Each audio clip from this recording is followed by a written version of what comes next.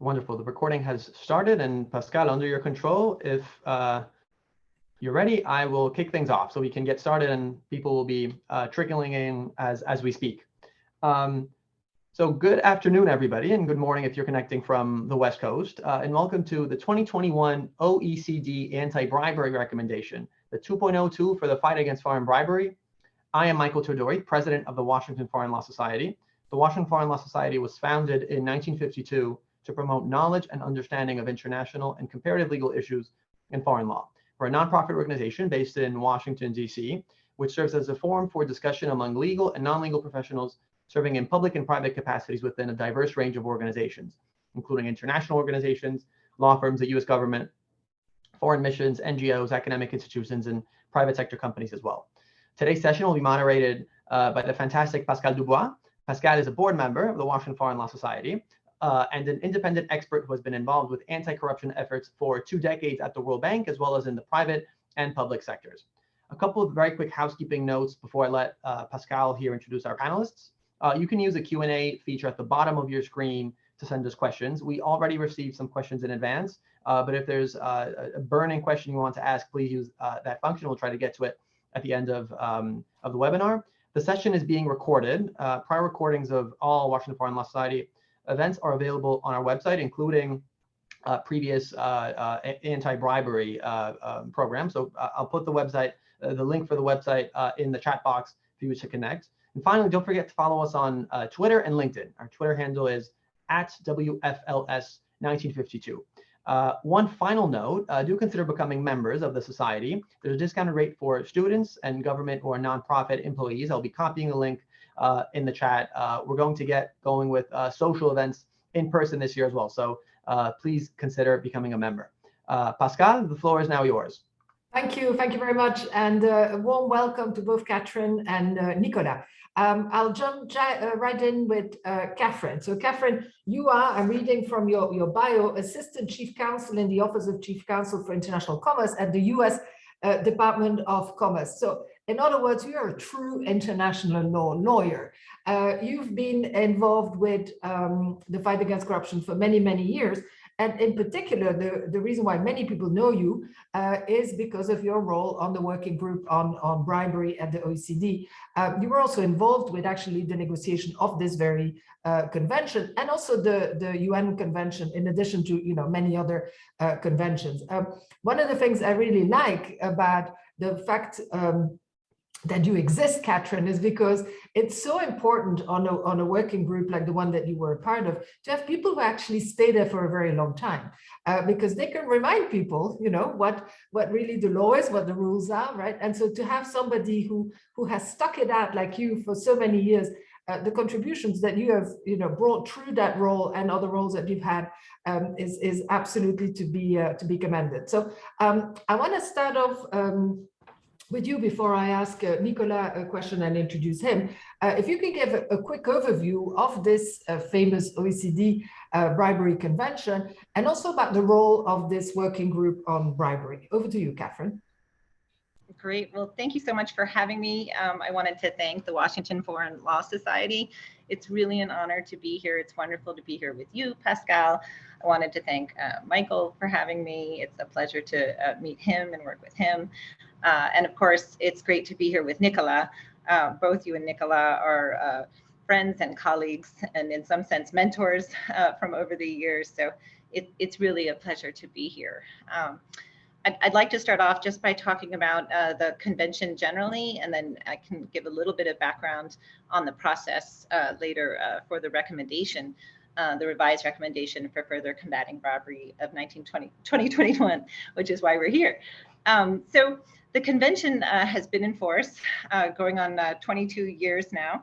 It was adopted in 1997 and it entered into force in 1999. Actually, it has several predecessor recommendations that led to the recommendation that we're going to be talking about today. The first one was in 1994, when the OECD adopted the recommendation on bribery in international business transactions, which was actually the original recommendation that this one is a revision of. Then in 1996, the OECD adopted the recommendation on tax deductibility of bribes of foreign public officials, because as some of you know, back at that time, before any other country besides the United States had a law criminalizing the bribery of foreign public officials, unfortunately, countries were having as incentives the ability for companies to deduct bribes to foreign public officials. So that was unfortunate. And then finally, in May of 1997, the OECD Working Group on Bribery members agreed to a revised recommendation. So the first time it was revised on combating bribery and international business transactions. And that included a roadmap for the negotiations of the convention, as well as an annex of agreed upon common elements, which form the basis for the Convention on Combating Bribery. And so finally, in November of 1997, the then 34 countries members of the OECD and 5 non-member OECD member states adopted the Convention on Combating Bribery of Foreign Public Officials in International Business Transactions. And today, I'm happy to say that there are 44 members of the Working Group on Bribery, the OECD committee that oversees the implementation and enforcement of the convention. So the 44 signatories are all countries of the OECD, as well as 6 non-member countries, Argentina, Brazil, Bulgaria, Peru, Russia, and South Africa. We also have Saudi Arabia now as a participant, and we can talk a little bit about what that means. And then occasionally we have China and India, other major exporters, as observers. And I would just note that China has a foreign bribery law. India at this point does not. But the great thing is that the 44 members of the Working Group on Bribery all have foreign bribery laws. And with the UN Convention Against Corruption, we have several others that do too. So today, unlike back in the early 90s when the convention first came into force, we have over 44 countries in the world that have foreign bribery laws, which is excellent. And just very briefly on the convention's obligations, the basic offense of the convention found in Article 1 is that it obligates its parties to criminalize the bribery of foreign public officials in international business transactions. It also requires that they have corporate liability, meaning that they have to have liability for legal persons for that offense and related offenses, and it can either be criminal or civil. And then they also have to have effective, proportionate, and dissuasive sanctions for bribery of foreign public officials, which is very important.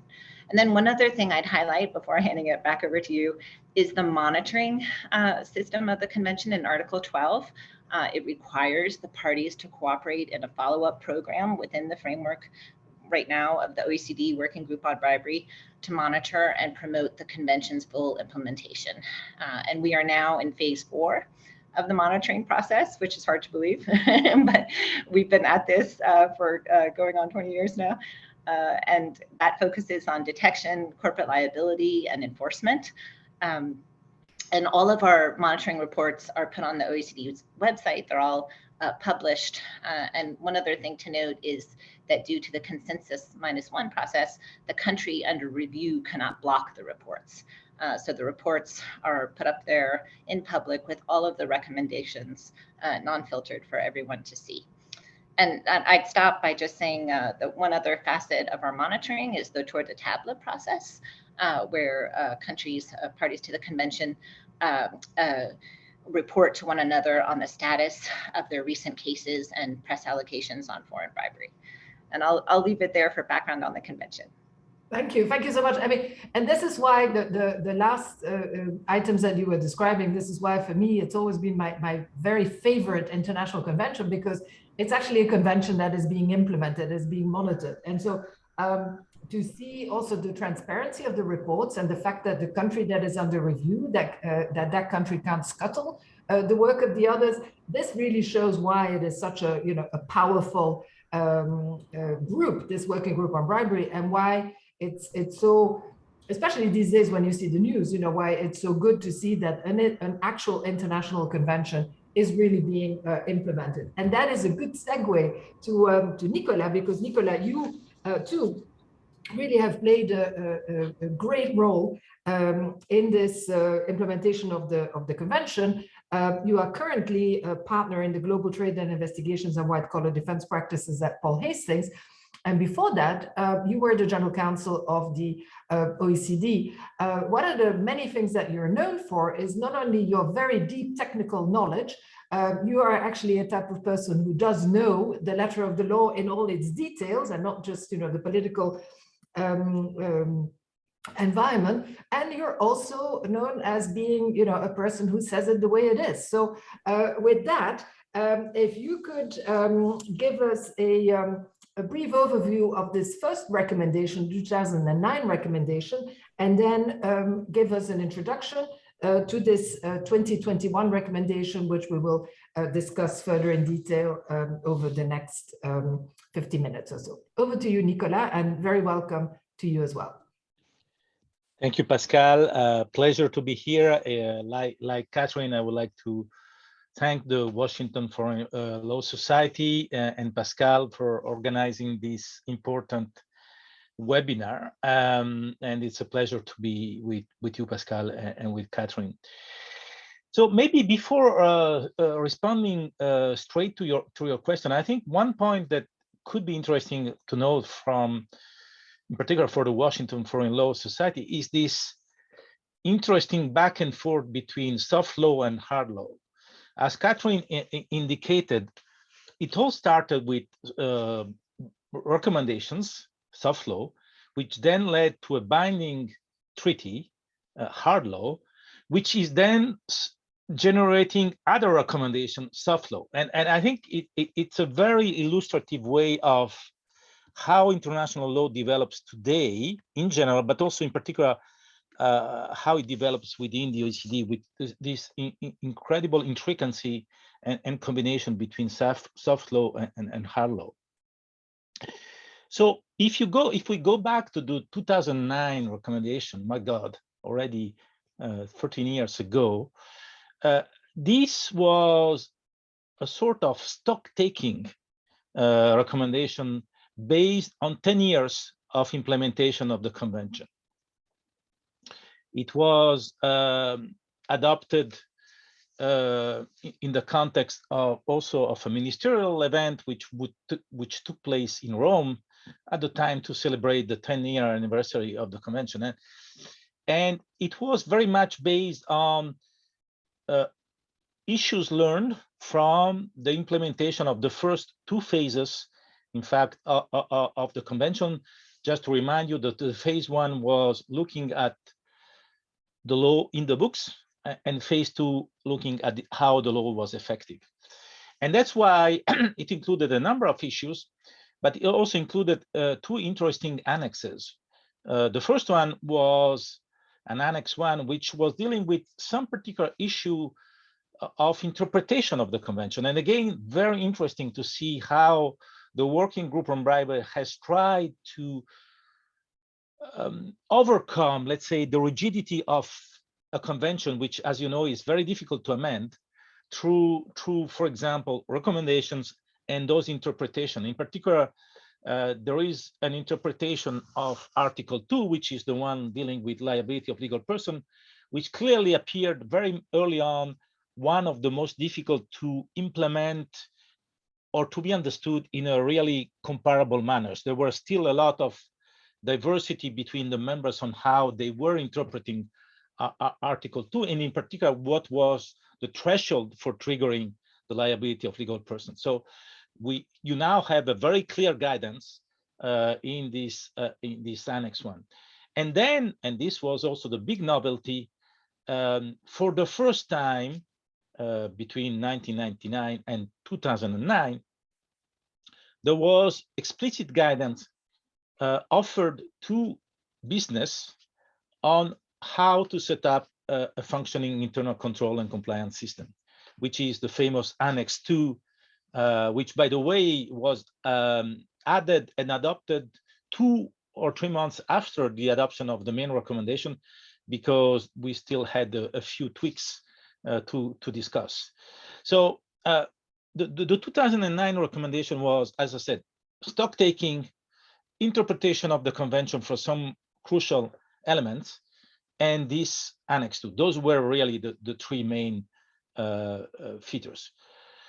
2021, I think, is a different ballpark altogether, and we are going to enter into the details. But building on the existence of the 2009 recommendation, and by the way, Annex 1 and Annex 2 are still there, even though the internal control and compliance annex has been revamped, strengthened, and I would say many more details have been provided compared to the earlier one. But if you look at the core text of the recommendation, let's be frank, it has very little to do with the 2009. It's really a game changer, both in substance, but also I would say in the political message. And if I were to summarize it, and then we can move into the details. If you go back to 1999, this was the time in which basically the governments decided that the pressure was to be put on the corporations, and that's why in the convention they focused exclusively on the supply side. In 2009, there was a beginning of the recognition that yes, companies are certainly, one part of the problem, but they are not the only part of the problem, and they also can be part of the solution, and that's why Annex 2 was developed. 2021, I think, represents a much more balanced approach between the two sides of the coin, the passive and active, or supply and demand. And it's much more holistic in recognizing that the issue of bribery has to be taken in a much broader framework than the simple prohibition of the offering, promising, and paying of bribes. And that's why you have issues that we're going to discuss on data protection, on protection of reporting persons, on the incentive for compliance. So I would say it's, going back to the title of this webinar, is clearly a 2.0 recommendation. Thank you very much for that. And so you've already started, in introducing the next topics, which is why was it necessary? So Catherine, feel free to jump in as well. And then it would be good also for this type of organization. This is the Washington Foreign Law Society, and you have a lot of people interested at all levels, from student to long-time practitioners. What was the methodology? How did you get to this? The consultations, who worked on it? Walk us through the I'm sure very arduous process to get to this recommendation, and whatever you can share with us in terms of interesting tidbits, that we're going on. So Catherine, and then Nicolas as well. Well, thank you. I'm happy to talk a little bit about the methodology. I do have to make my disclaimer that these views are my own and not necessarily those of the Commerce Department or the US government or even the Working Group on Bribery. So I'm not speaking for anyone but myself. And I'm happy to talk a little bit about the details. The Secretariat has put out a really good summary, I think, as part of the readings today of the process for the developing the revised recommendation, and I can add a little bit of color to it.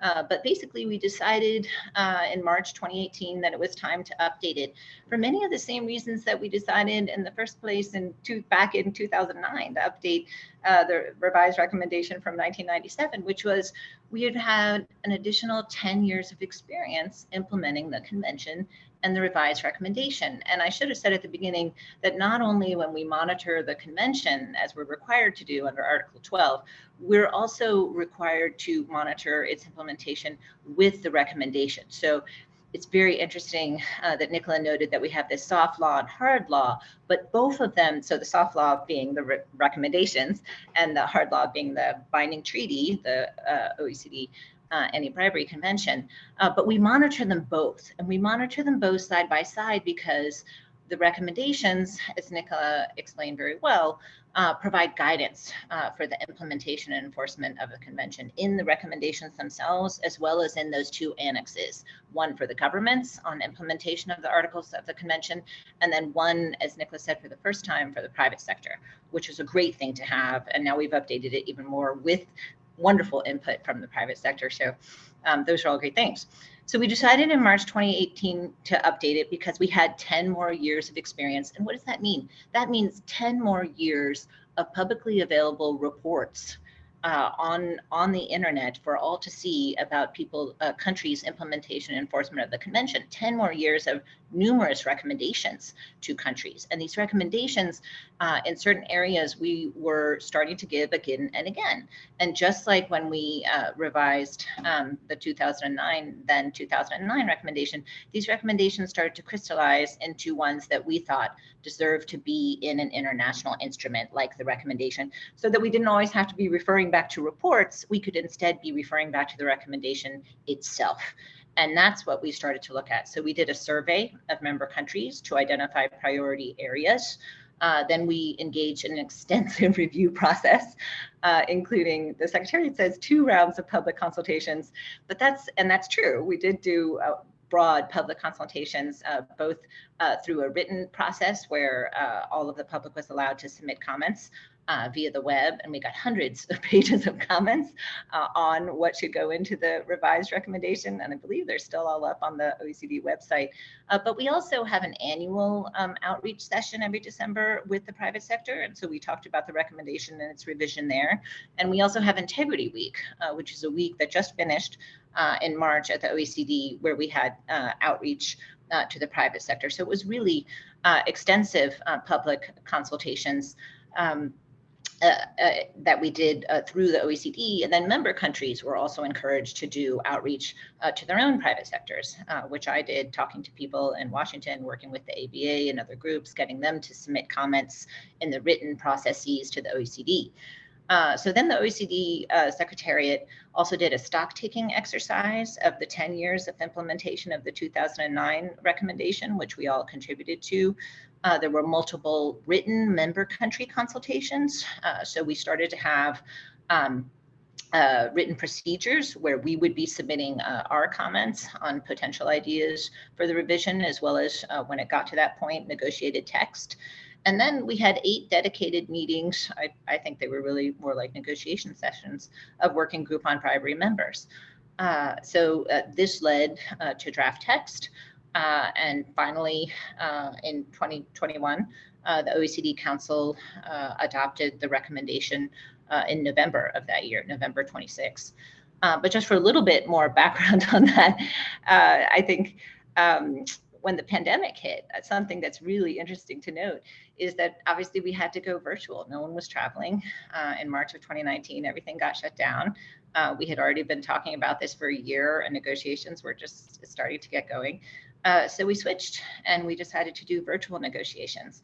And I think that's really interesting from an international law, treaty development, international instrument, I guess, soft law development perspective, because then all of a sudden doing things virtually is very different than negotiating in person. You don't have the side meetings. And if you've ever done, and I know you and Nicola both have, if when you do these negotiations, a lot of the conversation happens on the margins, particularly at the OECD, over coffee and over meals. And so we didn't have that outlet when we became virtual, and we had to sort of rejigger our mode of operating to have virtual coffees and virtual discussions on the margins so that we could compare our positions with other member countries and develop text.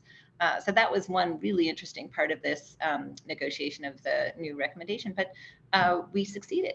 And as Nicola said, there's some great new parts to this that I'm looking forward to talking about in more detail. But that was the process. I'd say extensive member consultation, extensive negotiations, eventually virtually, and then extensive stakeholder negotiations and contributions, both orally and in writing. Thank you very much for that. And Nicola, feel free to continue further on what Catherine was saying, or give your topics on that. And to move the conversation forward, let's talk about the individual provisions of this wonderful 2021 recommendation, what's in there and what is new versus what was already there and which is now being elaborated upon. So first Nicola, and then over to Catherine if you want to add your own talking points. Nicola. Yeah, maybe one point on the excellent presentation of Catherine of the methodology. I think what is interesting compared to the 2009 recommendation in 2021 is that I think there was a huge involvement of other stakeholders, civil society, but also private sector.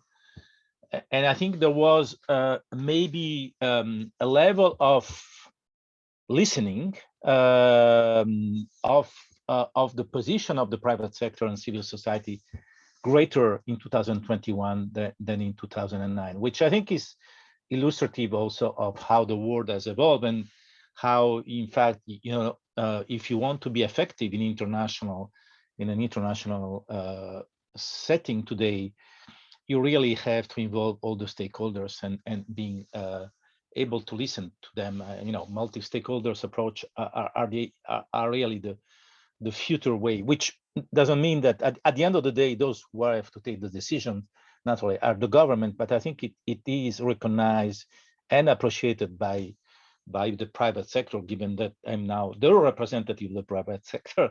Let me say that this was really an iterative process. Now,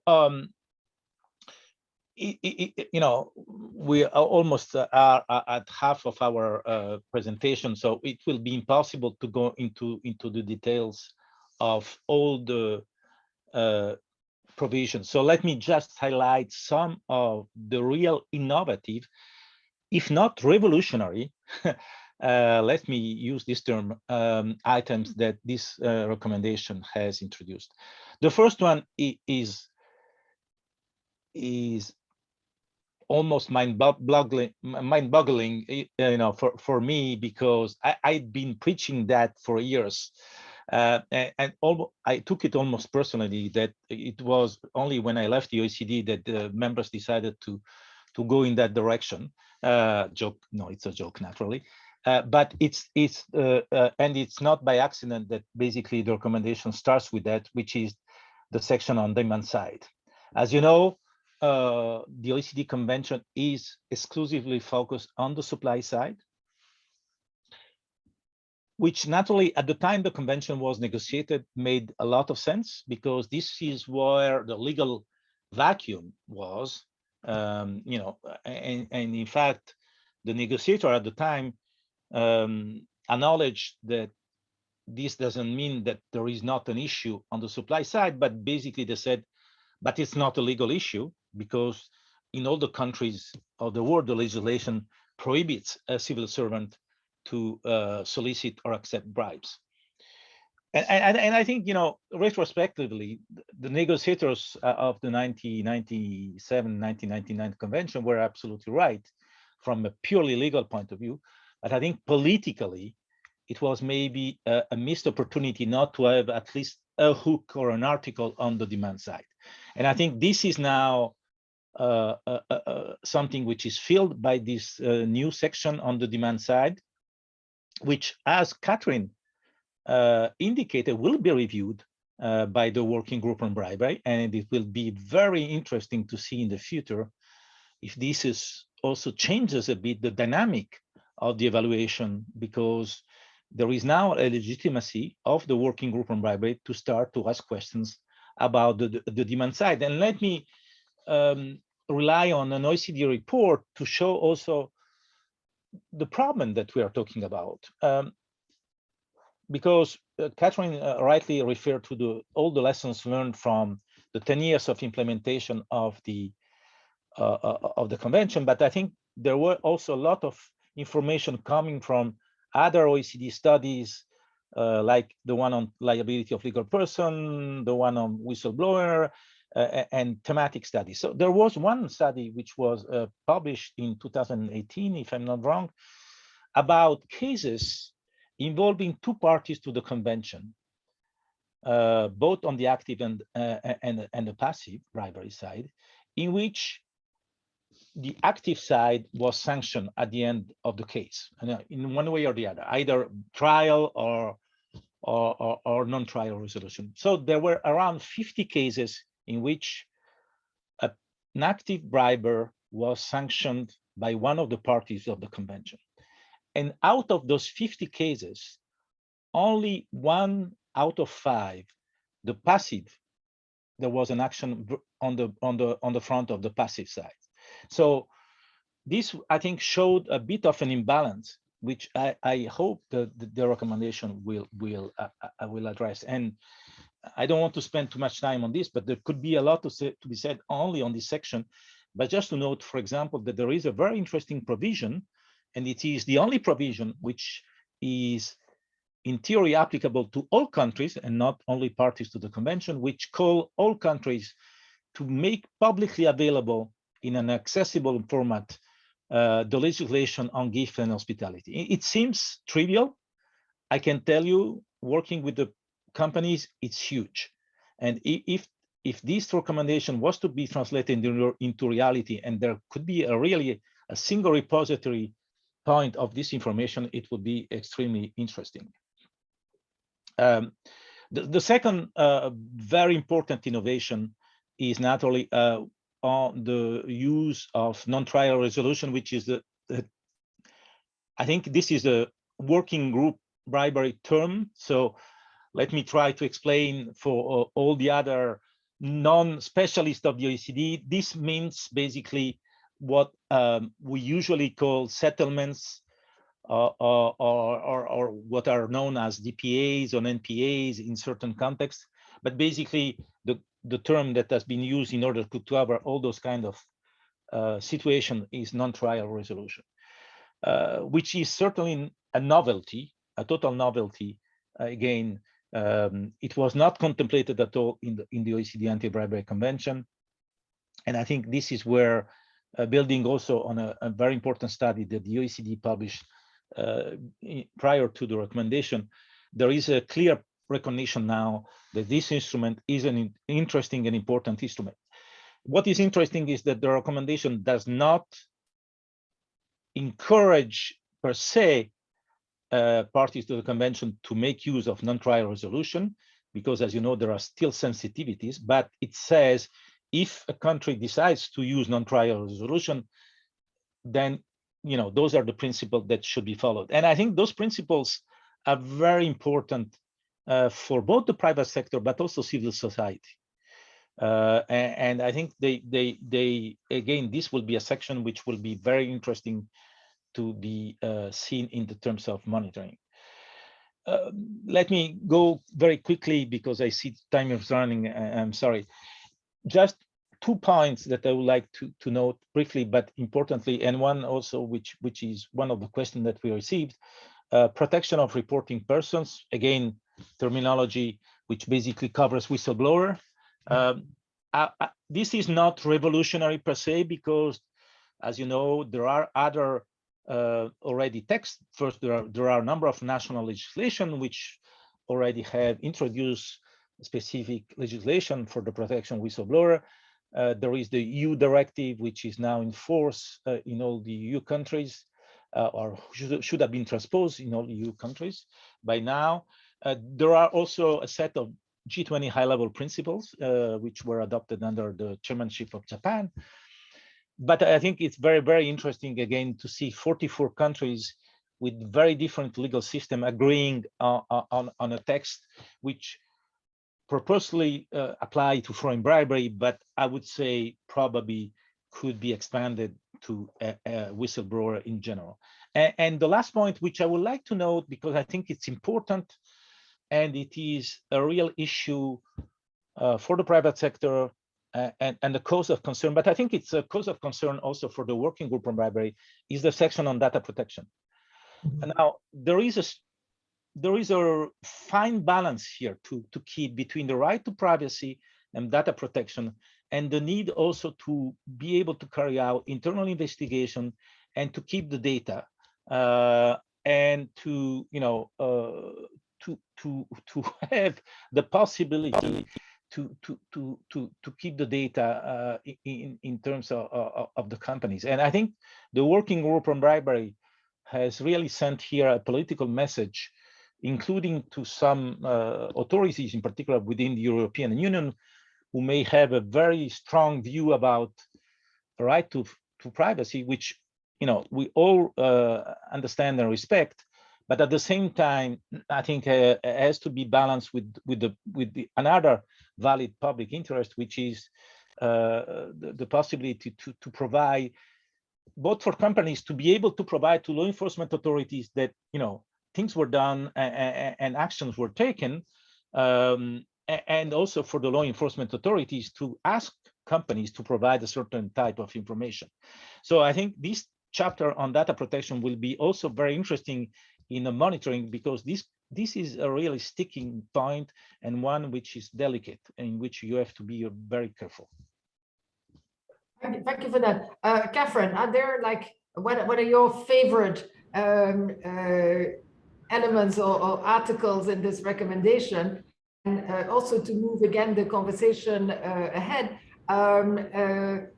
let's talk a bit about enforcement, because these are called recommendations. At the same time, and very interestingly so, it is much more than a recommendation, because they will be actively monitored, and the monitoring report will be made public. So this is really pushing, as Nicola was saying, the soft law into, and as you were saying as well, pushing soft law into hard law. So back to you, Catherine. Yes, well, thank you. And thank you to Nicola. I think those are excellent points. I pretty much agree with all of them. Those are really areas where I think, in some sense, the way I think about this recommendation is it's 2009 recommendation all grown up, because we've had recommendations that sprung from the 2009 recommendation as we applied it to countries' actual situations. And then we provided them with recommendations and built upon them and came to these recommendations. So looking first at the demand side, I agree with Nicola that it's impossible to always separate the two. I think part of the OECD Convention's success has been that it is focused, and we're able to monitor it and its accompanying instruments in such a way that we're looking really laser sharp at the foreign bribery offense and related issues. And that's one of the reasons that it's been successful. It's very hard when you're talking about corruption to focus, because the scope can be so large.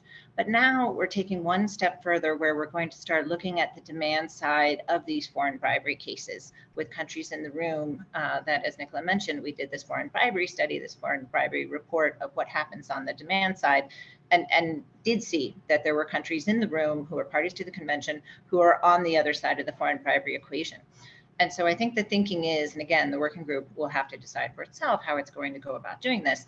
But I think the thinking is that in the tour de table exercise, where we have another party to the convention on the demand side, we can start asking questions about, okay, we have this foreign bribery case, what is happening on the demand side here? And I think that will be very helpful for all countries involved. It will help foreign bribery cases as well as domestic bribery cases, and bring the whole equation together.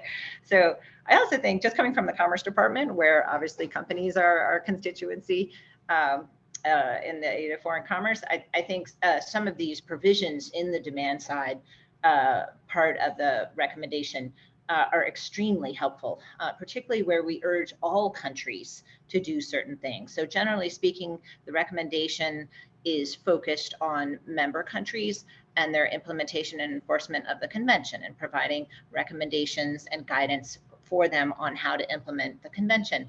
But in a couple of places in the recommendation, we break away from that, and we urge all countries to do certain things. And one of them is to publish on a publicly available website their rules and regulations governing gifts, hospitality, entertainment, and expenses for domestic public officials, so that individuals and enterprises are aware of such rules and can abide by them. That seems like a very simple thing, But we've heard from exporters that that's not always the case, and people don't always know what these rules are. That's something that's extremely practical, extremely helpful, I think. On that one, because you're the second one now. I mean, Nicola mentioned this as well. How's that actually going to be implemented? Because the moment that I hear that it's more than just the OECD countries, where you have a power, to enforce things, how do you nudge other countries to also publish their rules on gifts and hospitality? And is it known already where this is going to be hosted? How's it going to be organized from a practical point of view? Well, I think it's up to countries to do that themselves. And I think the private sector, particularly ones who worked with us on this recommendation, can bring this to their attention. We can certainly bring it to their attention. As countries working with them bilaterally can bring it to their attention. Something else that's great about this recommendation is that throughout it talks about raising awareness among public officials in embassies abroad who are in foreign representations or whose job lends itself to working with others in foreign representations or exporters, to raise awareness and provide training to them about the foreign bribery offense, and to assist if there is solicitation in helping companies or individuals either to report that or provide guidance on what to do when that happens. And so that could be another way. We could be raising this, if that's the case in a country and this isn't transparent, we could be raising this through our people on the ground there. So there are plenty of ways to do that. But that's just one part of the demand side, I think, that is particularly helpful. And again, there are these provisions on training there as well. I think NTRs, non-trial resolutions, there's no question that we had great input from the private sector, particularly the private sector bars, the International Bar Association, the American Bar Association, on that section. And I think we hit all the elements that they were concerned about. And I think particularly for countries that are now just starting, I mean, we just did the phase 4 review of France. And if you had told me at the beginning of this whole exercise back in the late 90s that France would one day have non-trial resolutions, I'm not sure I would have believed it at the time. I wouldn't have believed you either, no. now they do.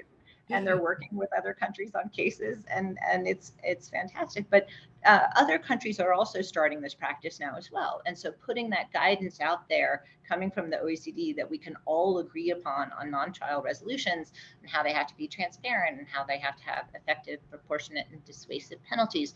All of those things are good. All of those things are helpful. And they'll get us to a place of more enforcement. And I would like to go to the enforcement piece of this, as you just asked me to do, because I agree with Nicola. I certainly think, and I'd like to talk a little bit more about the data protection and blocking statutes provision as well. But I also think that we can't overlook that the first part of this on criminalization and enforcement of the offense is really important. And those words enforcement have been added there, which is excellent. And if you look at that provision, and so I'm talking about the very beginning of the recommendation, sections Roman numeral 5 up until addressing the demand side, Roman numeral 11, there is all kinds of new guidance there on how to enforce your foreign bribery law, and particularly getting the right resources to your enforcement authorities and providing training and guidance. And the word proactively is used more than half a dozen times. So you can really see here that the Working Group on Bribery is encouraging its member countries to really get down to basics and enforce their foreign bribery laws. And they've provided great advice, again, all stemming from our recommendations and the reviews of countries on how to do that, even going so far as to say you should have a broad range of investigative measures. And laying out a little bit about what that entails. So including special investigative techniques. So the enforcement piece of this, I think, is really important to emphasize because in the end, that's what a lot of us are concerned about, getting countries to enforce their foreign bribery laws. Absolutely, and it really shows, I mean, like reading this, it really shows the fact that practice, the real practice, the everyday practice has now found its way in this text, right? And then at the same time, prodding others, right, to do this. I'm sure there's going to be music to the ears of many enforcers, especially on getting the right training, getting the right people involved, getting the right tools to do that enforcement. Because without enforcement, quite frankly, who's going to want to prevent, right? Enforcement is always the thing that needs to come the first. So, Nicola, you disappeared for a little bit, and so you're very welcome again. And I'm glad that you made it work again. We're getting towards the last 15 minutes. So I want to, we, as you know, we received a few questions in advance, so feel free to the extent that you haven't already woven into this, woven the answers into your comments, feel free to address those questions as well. But the two of you, from a very practical point of view, and given your vast experience, what do you hope is going to be, what do you hope is going to get better now that we have this 2021 recommendation in both your worlds and other worlds that you are observing? So maybe we'll start with Nicolas and then go to Catherine. Yeah, sorry. Can you hear me? Yeah, absolutely. Perfect. So sometimes the iPhones are better than the laptops. I think one of the things that really I would like to happen now is for the private sector and civil society to take ownership of this recommendation. For the last 10 years, when I was at the OECD, naturally, but also since I joined the private sector, I heard, in particular, private sector, I wouldn't say complaining, but making points about a number of issues that I think were valid. I would say that the recommendation of 2021 takes into account, if not 100% of the major points made by the private sector and civil society, I would say a good 80 to 90%. So I think now it's time also for everybody to take ownership of a recommendation. The recommendation is clearly addressed to governments. They are accountable. They're accountable to the OECD and the Working Group on Bribery, but they also are accountable to their own business, their own civil society.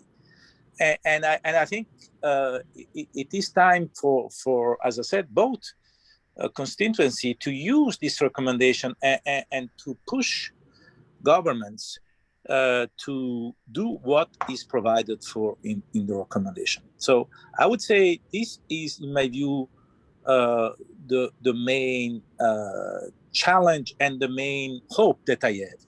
The second point is naturally that this recommendation is really a game changer, in my view, or potentially a game changer. But a lot will depend on how it will be monitored.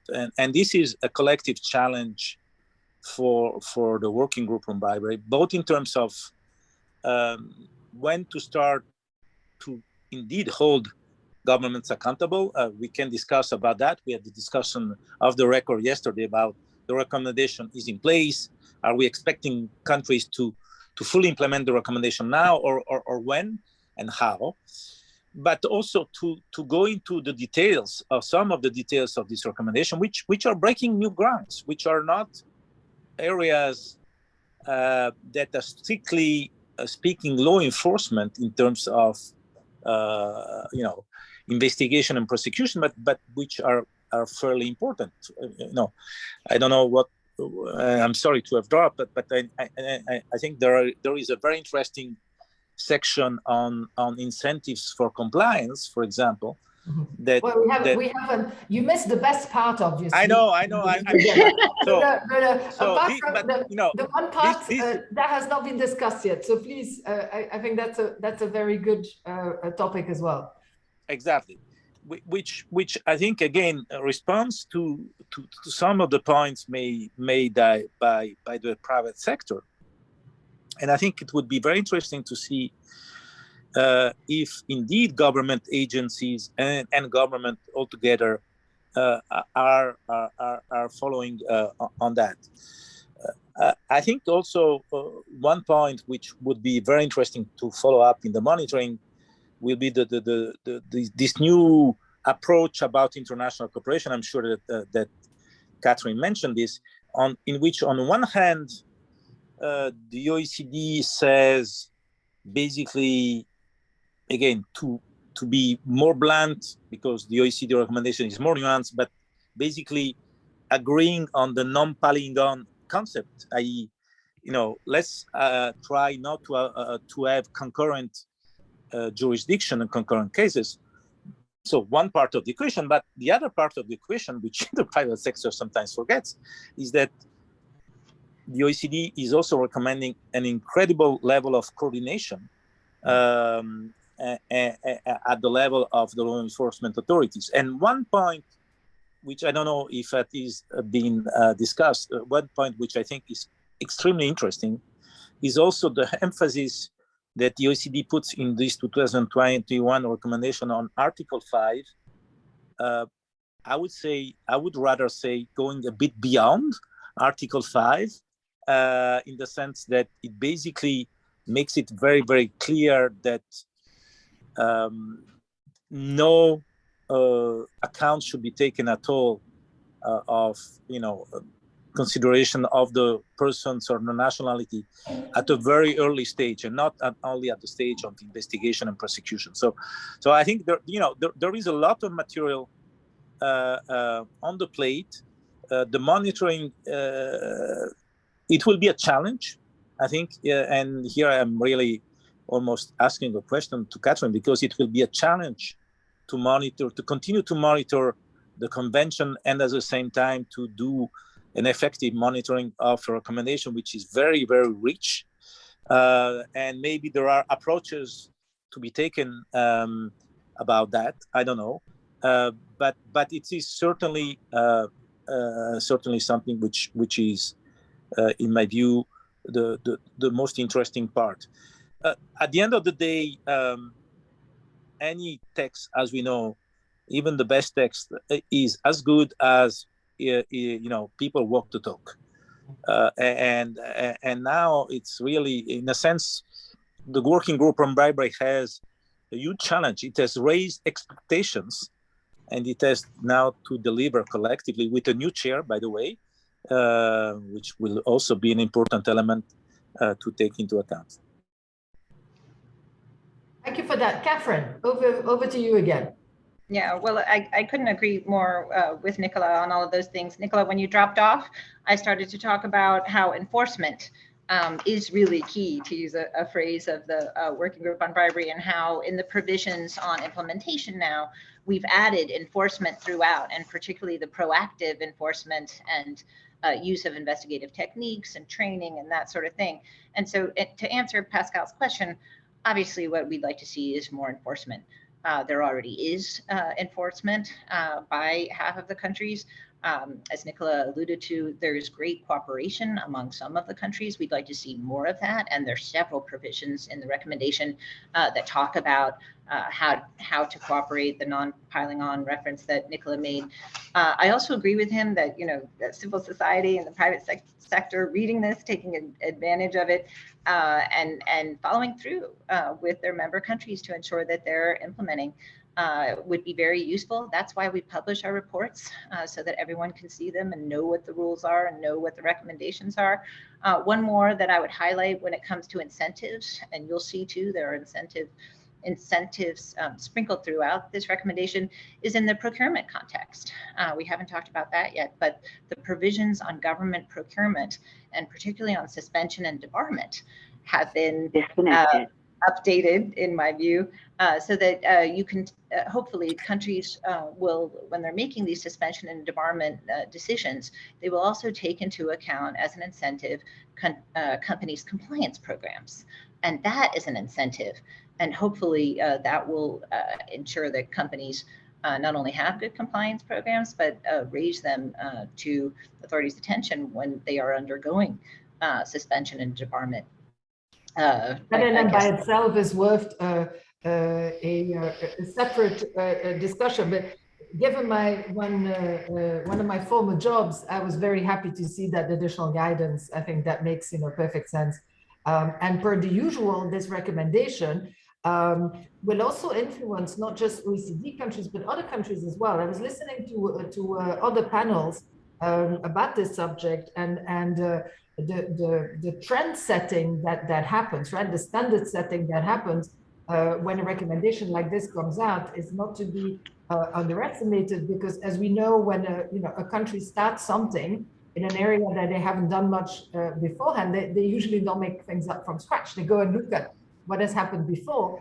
In that regard, and maybe that's a good way to wrap up things.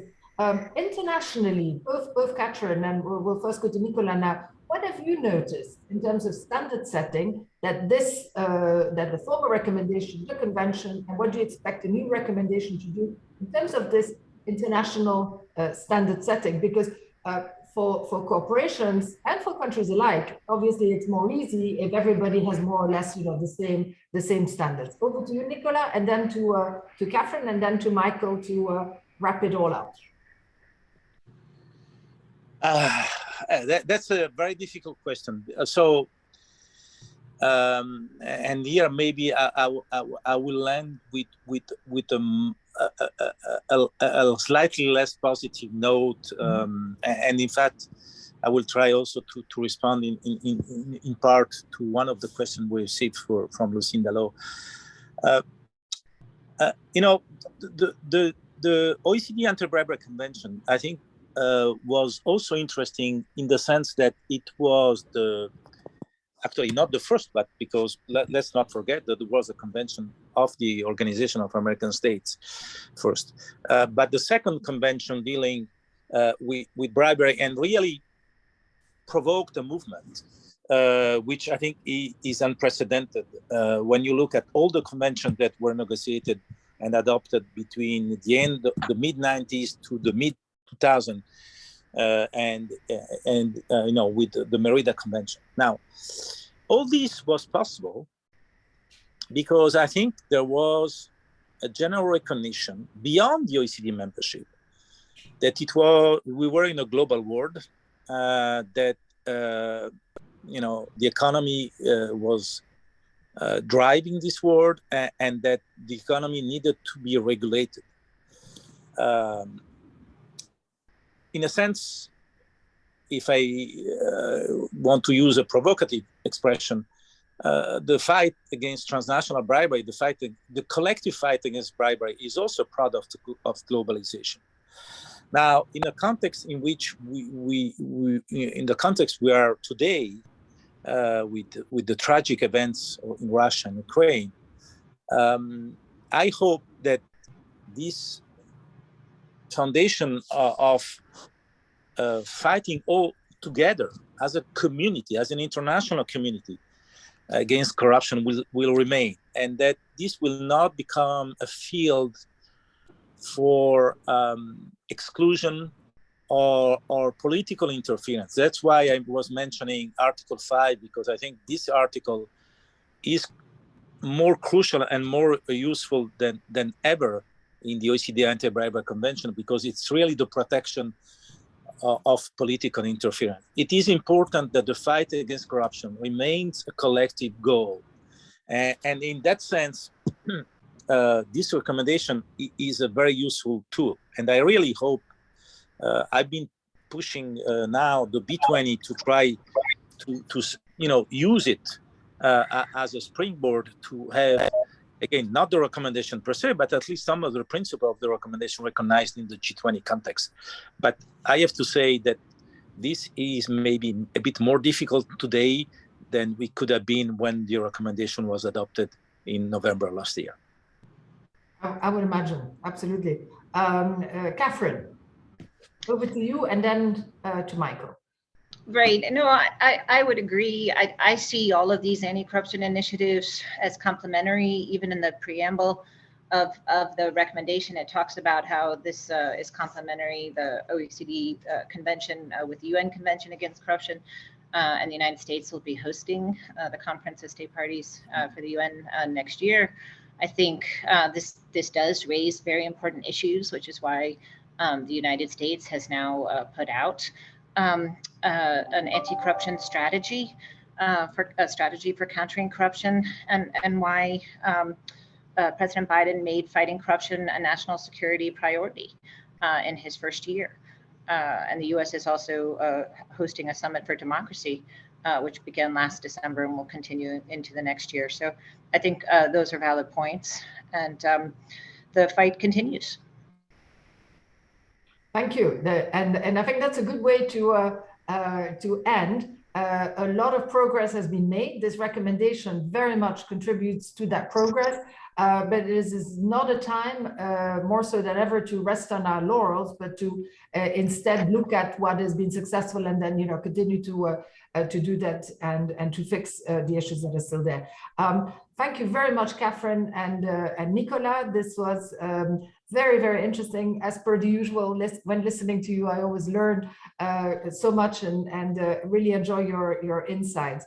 Michael, over to you to finish up this program. Thank you very much again to all three of you for making this happen. Thank you, Pascal, and let me echo your thanks to Catherine and Nicolas, and obviously extend a big thank you to you as well for moderating an excellent and terrific panel today. I think everybody learned very much. The webinar will be up on our website in a couple days. So if folks want to rewatch it, they can. Again, thank you all to our panelists, to the terrific moderator. Be sure to register for the Washington Foreign Law Society's next webinar on May 10th, where we'll be discussing the Foreign Sovereign Immunities Act. And until then, I wish everybody a great rest of the month, and for those who are celebrating, a happy Easter holiday. Same thing. Thank you again. Bye-bye. Thank you. Bye-bye. Thank you. Bye-bye.